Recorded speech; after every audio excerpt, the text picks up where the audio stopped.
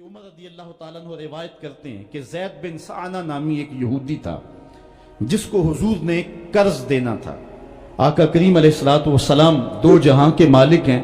لیکن حضور کا فقر اختیاری تھا۔ آقا کریم علیہ السلام کے گھر میں بسا اوقات کتنے کتنے دن چولہا نہیں جلا کرتا تھا۔ حضور ادھار لے کر کے لوگوں کی مصیبتوں کو بھی دور کرتے، اور گھر کا چولہا بھی بعض اوقات ادھار لے کے گرم کرنا پڑتا۔ اعلیٰ حضرت فرماتے ہیں مال کے کونین ہیں گو پاس کچھ رکھتے نہیں، دو جہاں کی نعمتیں ہیں ان کے خالی ہاتھ میں۔ تو کہتے ہیں کہ ایک دن حضور علیہ السلام کی خدمت میں ایک شخص حاضر ہوا جس کا نام زید بن سعنہ ہے اور یہودی ہے، اور اس نے حضور علیہ السلام سے قرض کا تقاضا کیا، لیکن تقاضا اتنے سخت انداز سے کیا کہ اس نے حضور علیہ السلام کی قمیص کو پکڑ کے کھینچا بھی۔ تو حضرت عمر رضی اللہ تعالیٰ عنہ نے جب دیکھا تو بڑے گھور کے اس کی جانب دیکھا اور اس کو پیچھے ہٹاتے ہوئے کہا کہ تجھے شرم نہیں آ رہی کہ اللہ کے رسول کے ساتھ کیسے سلوک کر رہا ہے اور میں تیرے سامنے موجود ہوں؟ تو حضرت نبی رحمت صلی اللہ علیہ وسلم نے حضرت عمر کو کہا عمر مجھے تجھ سے اس بات کی توقع نہیں تھی، ذرا غور کیجئے حضور علیہ السلام کی اس سیرت کے انداز کو۔ ایک شخص آ رہا ہے اور حضور سے سختی کر رہا ہے، ابھی حضور کو قرض لٹانے کی جو تاریخ ہے اس میں بھی 4 دن باقی رہتے ہیں اور وہ ناجائز سختی کر رہا ہے۔ حضرت عمر رضی اللہ تعالیٰ عنہ نے جب اس کو گھورا اور سختی کی تو حضور علیہ السلام نے فرمایا عمر مجھے تیرے سے اس بات کی توقع نہیں تھی، تمہارا کام تو یہ تھا کہ مجھے حسن ادا کی تلقین کرتے کہ اچھے انداز سے قرض واپس کرو، اور اس کو جو ہے وہ نرمی کی تلقین کرتے، اور پھر آقا کریم علیہ السلام نے فرمایا اس کا قرض ادا کر دو، اور اے عمر جو تم نے اس کو گھورا ہے اس کے بدلے میں 20 وسق زیادہ کھجوریں بھی تم اس کو دو گے۔ تو زید بن سعنہ نے جب حضور علیہ السلام کی اس سیرت اور اس کردار کو دیکھا، اور حضرت عمر رضی اللہ تعالیٰ عنہ 20 وسق اس کو کھجوریں دے رہے تھے، تو اس نے حضرت عمر کو بتایا کہ میں یہودی ہوں اور میں نے تورات کے اندر نبی آخر الزماں کی شان اور عظمتوں کے بیان کو پڑھا ہے، یہ بات ابھی رہ گئی تھی، باقی ساری نشانیاں میں نے حضور میں دیکھ لی تھی، اب یہ نشانی رہ گئی تھی، آج میں نے یہ بھی دیکھ لی۔ اور پھر وہ حضور کی خدمت میں حاضر ہو کر اسلام کے دائرے میں داخل ہو کر حضور کا اپنی غلام بن۔ حضرت معاذ بن جبل رضی اللہ تعالیٰ عنہ فرماتے ہیں کہ ایک دن حضور گلی سے گزر رہے تھے اور میں ایک جانور کی کھال اتار رہا تھا، اور مجھے کھال اتارنے کا طریقہ نہیں تھا، مجبوراً مجھے کھال اتارنا پڑی۔ تو حضور گزرے تو مجھے دیکھا کہ معاذ بن جبل کو کھال اتارنا نہیں آ رہی، تو حضور رک گئے اور آقا کریم نے فرمایا معاذ ٹھہرو ذرا میں تمہیں بتاتا ہوں کہ بکری کی کھال کیسے اتاری جاتی۔ اور آقا کریم آگے بڑھے اور حضور نے خود جو ہے وہ کھال اتاری، اور پھر مجھے فرمایا معاذ ایسے کھال اتارا کرتے ہیں۔ آج ہم اپنے بڑے پن کو اور اپنی عظمت کو اس انداز سے لوگوں کے سامنے رکھنا چاہتے ہیں کہ ہم جو ہے وہ ٹشو کا ایک ٹکڑا بھی نہیں پکڑ سکتے، اور وہ بھی پکڑانے کے لیے ہمارے پاس ایک خادم موجود ہوتا ہے۔ لیکن آقا کریم علیہ السلام کی زندگی اور حضور علیہ السلام کی سیرت کی سادگی کا حسن اور جمال یہ ہے کہ حضور اپنے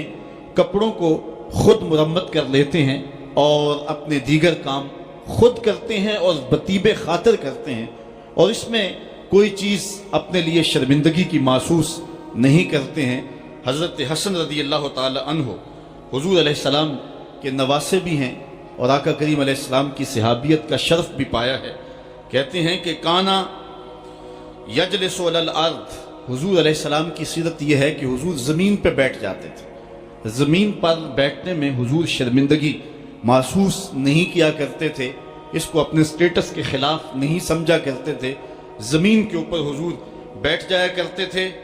اور فرماتے ہیں وَيَطْعَمُ، اور زمین کے اوپر بیٹھ کر کے حضور علیہ السلام کھانا تناول فرمایا کرتے تھے۔ حضور کی عادت یہ تھی کہ آقا کریم جب بھی کھانا کھاتے تو حضور جھک کر کے کھانا کھاتے۔ فرماتے ہیں کہ میرے پاس ایک فرشتہ آیا جو کعبۃ اللہ کے صحن میں کھڑا تھا، اور اس کی کمر کعبۃ اللہ کی چھت کے برابر تھی، اتنا اس کا قد تھا، اور اس نے مجھے کہا کہ آپ اگر چاہیں تو آپ کو نبی اور بادشاہ بنا دیتے ہیں، اور آپ اگر چاہیں تو آپ کو عبد اور نبی بناتے ہیں۔ تو فرماتے ہیں کہ میں نے جبریل کو دیکھا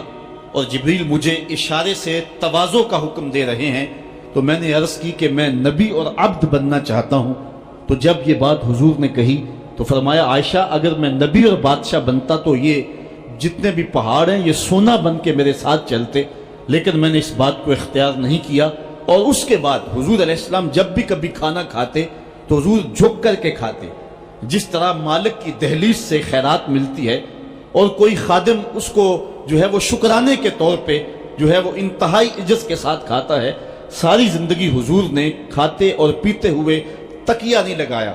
ہاتھ میں پلیٹ پکڑ کے اکڑ کے یا ٹہل کر کے یا جو ہے وہ بالکل سیدھے ہو کے نہیں، تھوڑا سا جھک کر کے بغیر تکیے کے حضور علیہ السلام کھانا کھانا پسند فرمایا کرتے تھے۔ اور فرماتے میں اس طرح کھاتا ہوں جس طرح بندے کھاتے ہیں، اور میں اس طرح بیٹھتا ہوں جس طرح اس کے عبد اور اس کے بندے بیٹھتے ہیں۔ یہ حضور علیہ السلام کا طریقہ ہے۔ ایک دن آقا کریم علیہ السلام ایک چٹان کے اوپر بیٹھے تھے اور حضور علیہ السلام قدید کھا رہے تھے۔ یہ خشک گوشت جو کر کے اس کو بعد میں جب پکایا جاتا ہے تو اس کو قدید کہتے ہیں، یا سرید تھی، حضور کھا رہے تھے۔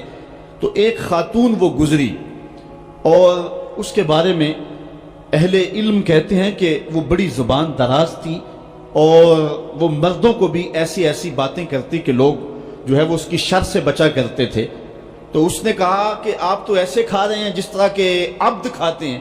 تو حضور علیہ السلام نے فرمایا اگر میں عبد نہیں ہوں تو کون عبد ہے؟ فرمایا میں سب سے بڑا عبد ہوں۔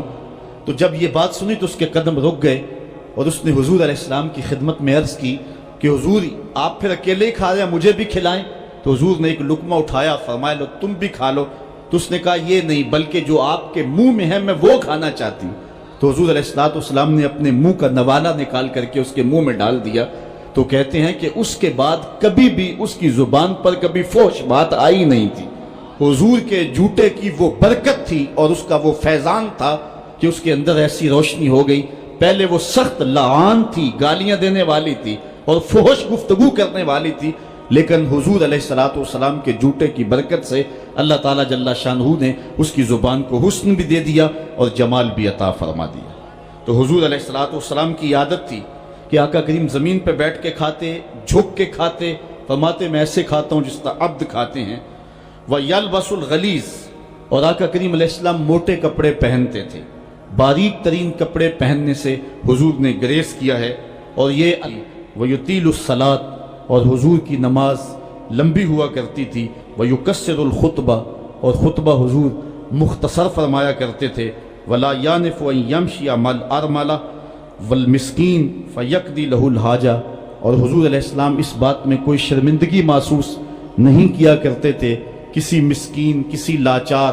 کسی بیوہ، کسی یتیم اور کسی مسکین کے ساتھ چلیں اور اس کے کام آئیں اور مصیبت میں اس کا دکھ بانٹ دیں اور اس کی حاجت کو حضور پورا فرما دیں۔ یہ حضور علیہ السلام کی سیرت کے وہ روشن پہلو ہیں کہ آقا کریم علیہ السلام کی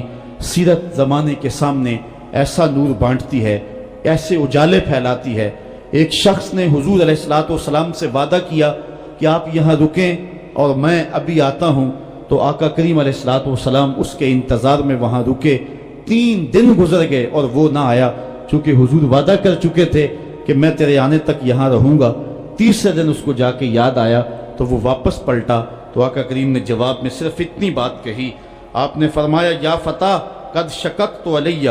اے نوجوان تو نے تو مجھ کو مشقت میں ڈال دیا۔